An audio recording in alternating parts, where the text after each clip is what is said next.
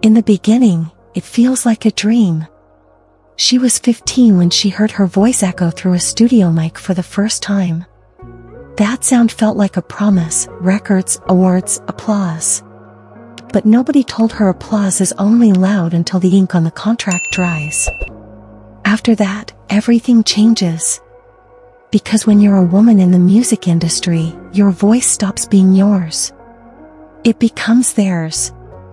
First comes the transformation. The hair you loved doesn't fit the image they want. Your clothes change, your gestures change, even the way you laugh is rehearsed to fit a mold that isn't you.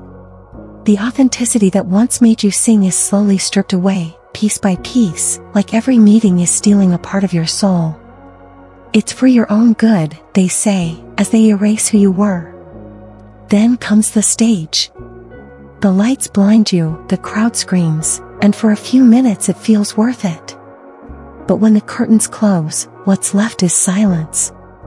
A heavy silence where your only company is the pressure to keep everything working. Because singing well isn't enough, you have to be flawless. Beautiful, smiling when you want to break, selling a perfect life while yours is falling apart behind closed doors. Tours look glamorous to those on the outside. For those inside, it's cold hotel rooms, aching bodies, broken hearts. No routine, no roots, no rest. Just voices telling you to keep going, because stopping means being forgotten.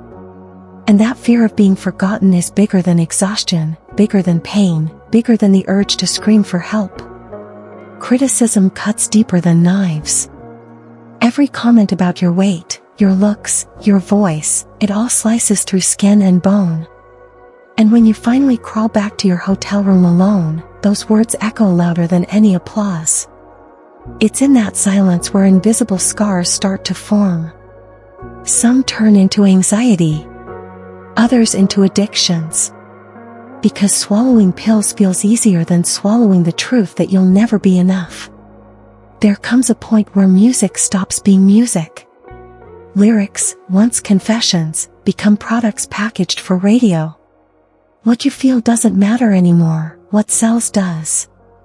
And somewhere in that machine, you realize you're not an artist. You're a product with an expiration date. Every studio session reminds you, if the next song doesn't hit, you're replaceable. That's how the art that once saved you begins to kill you. Then come the coping mechanisms. First a drink to relax after the show. Then 2. Then 3. Until it's a routine. When alcohol isn't enough, the pills arrive, to sleep, to wake up, to numb the pain in your throat. All prescribed by people who pretend to care, because keeping you functional keeps the money flowing. They don't see the woman behind the microphone. They see an investment that can't fail. And when you fail, because everybody fails, the press is there. Not to tell the truth, but to sell tragedy. Every stumble becomes a headline. Every tear becomes a meme. The same people who cheered for you are the first to laugh.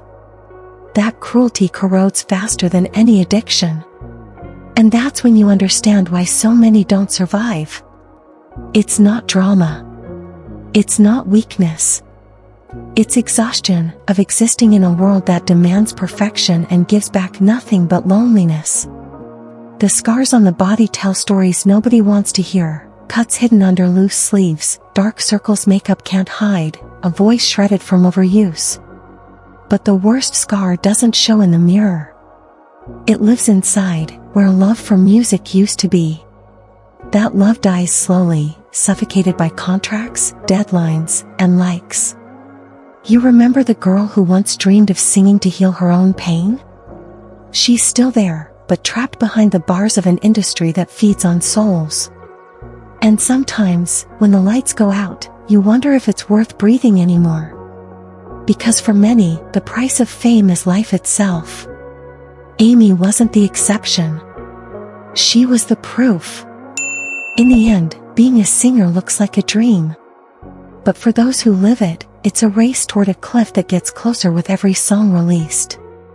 Because here, talent isn't enough. You have to survive a system that doesn't care if you break, so long as you break in silence, far from the cameras.